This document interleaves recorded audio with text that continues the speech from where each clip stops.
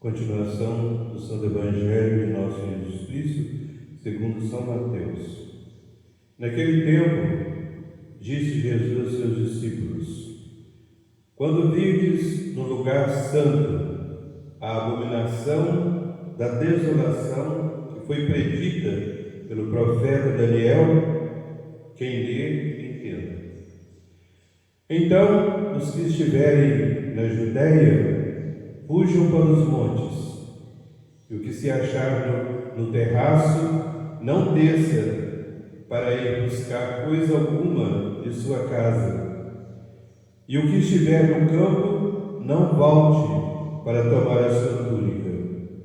Ai, porém, das que estiverem grávidas e das que amamentarem naqueles dias, rogai, pois, que a vossa fuga não seja nem no inverno, nem em dia de sábado, porque haverá grande aflição, qual nunca houve desde o princípio do mundo até agora, nem jamais haverá.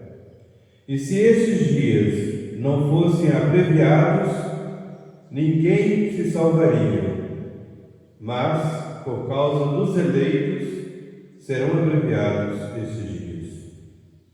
Então, se alguém vos disser, aqui está Cristo, ou ele está ali, não lhes deis crédito, porque se levantarão falsos cristos e profetas, e farão tão grandes prodígios e milagres, que, se fosse possível, até os eleitos seriam enganados. Vede, que já vos predisse. Se, pois, vos disserem, ei-lo está no deserto, não saiais. Ei-lo aqui no interior da casa, não lhes deis crédito. Porque como o raio parte do Oriente e é visível até o Ocidente, assim será a vinda do Filho do Homem. Onde quer que esteja o corpo, aí se ajuntarão as águias.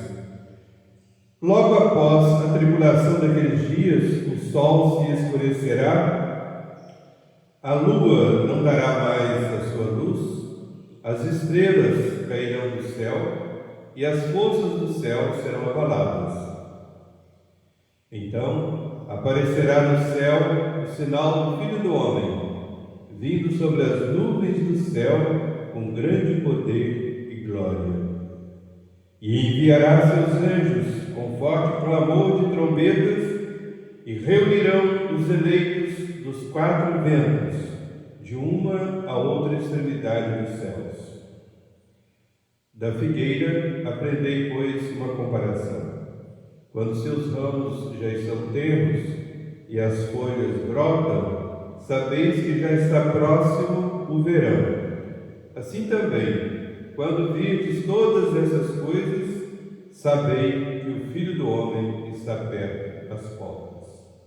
Em verdade vos digo que não passará essa geração sem que todas essas coisas se cumpram. Passará o céu e a terra, mas minhas palavras não passarão.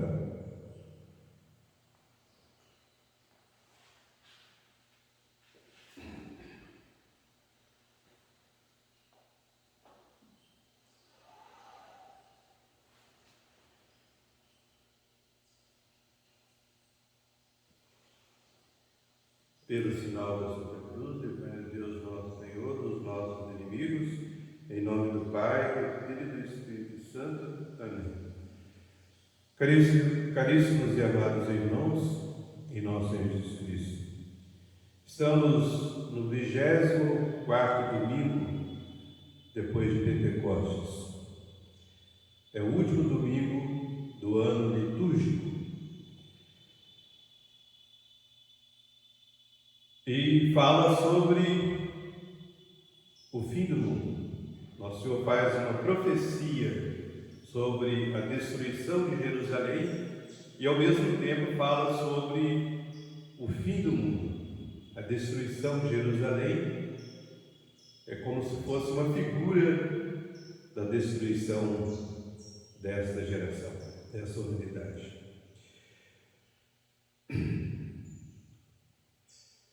Caríssimos e amados irmãos, portanto, o próximo domingo já será o primeiro domingo do novo ano litúrgico da Igreja, que é o primeiro domingo do Advento, que também falará sobre o fim do mundo. Portanto, a Igreja começa e termina o seu ano litúrgico com esta meditação sobre o fim do mundo. O próprio Divino Espírito Santo nos aconselha a meditar sobre os nossos novícios, aquelas coisas que hão de acontecer conosco por último, os novíssimos. Diz assim: meditai nos vossos novíssimos e não pecareis jamais. Portanto, para passarmos santamente o ano, esse é um grande meio, a meditação dos novíssimos. Caríssimos e amados irmãos, Jesus disse que ninguém sabe o dia do fim do mundo, só Deus. Nem os anjos sabem. O nosso Senhor deu alguns sinais que acontecerão antes do fim do mundo.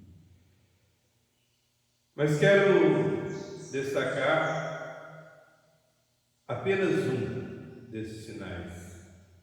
É que vai aparecer o anticristo, que vai causar uma apostasia quase geral. A iniquidade vai se multiplicar de tal modo sobre a face da terra que a caridade, o amor de Deus e do próximo se esfriará nos corações. E nosso Senhor diz que somente aqueles que perseverarem até o fim é que serão salvos. Então nosso Senhor nos adverte que devemos estar sempre preparados, não só para a morte, mas consequentemente também para o fim de toda a humanidade. Portanto, não só para o fim de cada um de nós, que é quando a gente morre, mas também para o fim de toda a humanidade, que é justamente o fim do mundo, quando haverá a ressurreição de todos e nosso Senhor descerá do céu com grande poder e majestade, para nos julgar a todos, e aí os bons irão para o céu e os maus para o inferno. Em corpo e alma, né? Então, caríssimos e amados irmãos, nosso Senhor disse claramente que tudo isso deverá acontecer. Suas palavras não passarão, ou seja, serão cumpridas como ele profetizou.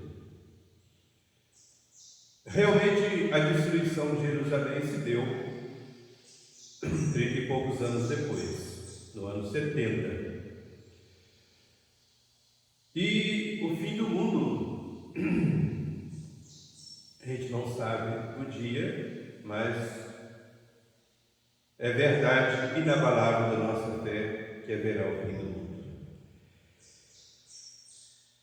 Nosso Senhor disse que se cumprirá a profecia de Daniel.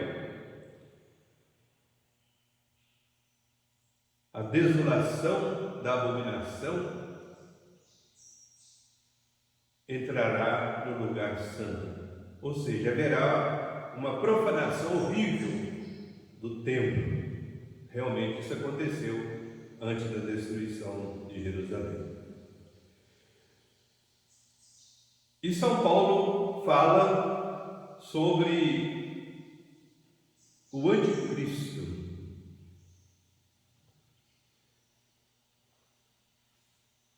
que que virá no fim do mundo e provocará a apostasia da fé.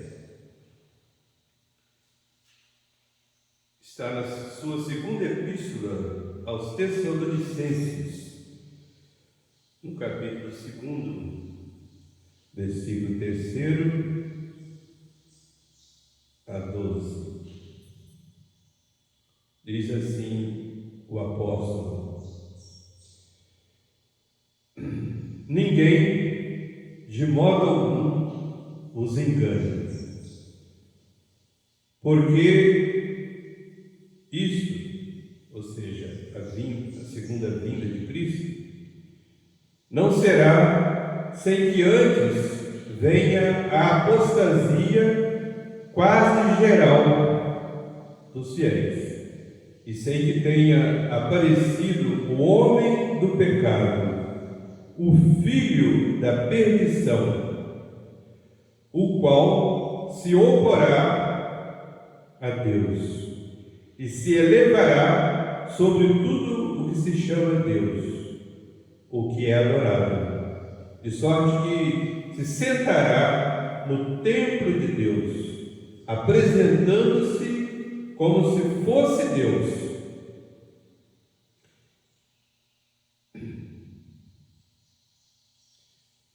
E mais adiante ele diz: e então se manifestará este iníquo,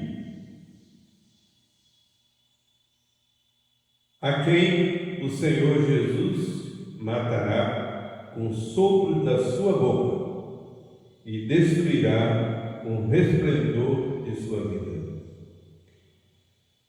E a vida deste iníquo é por obra de Satanás, com todo o poder e com sinais e prodígios mentirosos, portanto, falsos milagres, e com todas as seduções da iniquidade, para aqueles que se perdem por sua culpa, não abraçaram o amor da verdade para serem salvos.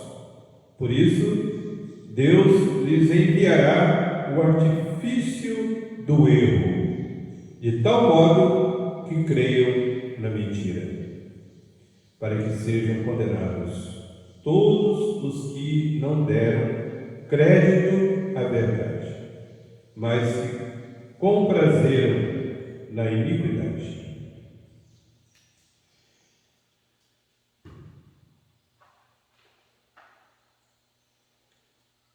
Então, caríssimos e amados irmãos e irmãs, terminemos com a oração dessa Santa Missa.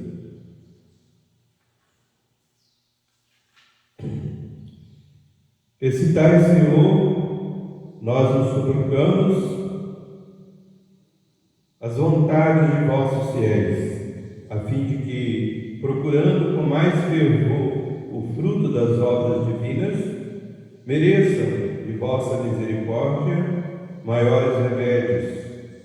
Por nosso Senhor Jesus Cristo, vosso Filho, que sendo Deus, convosco vive e reina, na unidade do Espírito Santo, por todos os séculos dos séculos. Amém.